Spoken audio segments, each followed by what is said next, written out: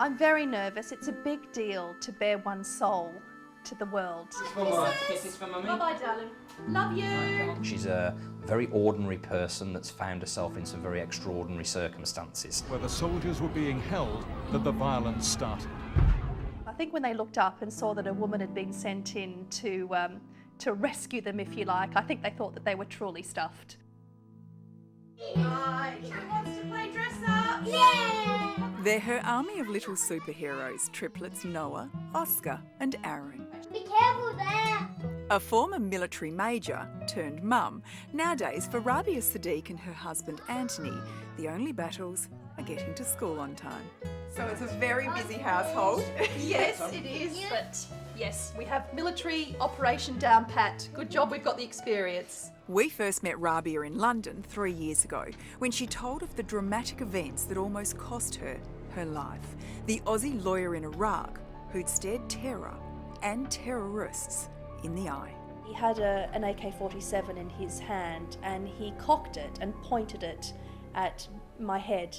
Back then, her boys were only bubs. Now, living back in her hometown of Perth, they're all grown up.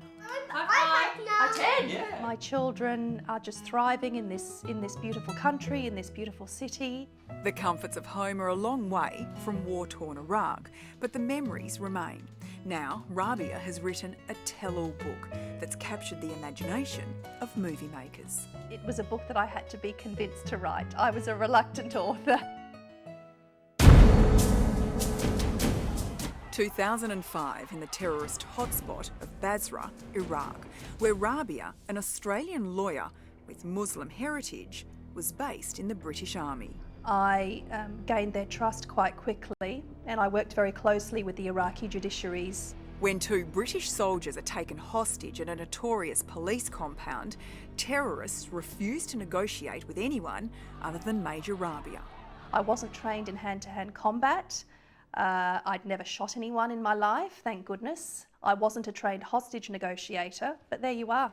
She's choppered into the middle of an angry mob, where Rabia gets an agreement to set the soldiers free. Then, outside, all hell breaks loose.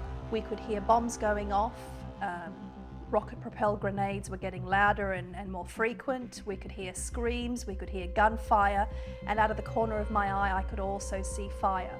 What she could see was British soldiers engulfed in flames. Inside the compound, Rabia is now also taken hostage. I looked at this man with the weapon pointed at in between my eyes. I looked straight in his eyes and I remember thinking, if you're going to shoot me, you're going to have to look me in the eyes and shoot me dead. Then, in a smash and grab rescue mission, British forces regain control. Some reports say British forces used tanks to break down the walls of the central jail. But for Rabia, the triumph is short-lived. That they had decided that it would have been too much of a political hot potato to have acknowledged and recognised that a foreign, Muslim, female lawyer was sent in. While her colleague is awarded the highest military honour, Rabia's role in the incident is erased from the records. I felt alienated, I felt quite betrayed, I felt quite belittled really. So really it was one of those look in the mirror moments. Could I live with myself if I didn't take a stand? In a David and Goliath legal battle, Rabia takes on the powerful UK Ministry of Defence for discrimination and wins.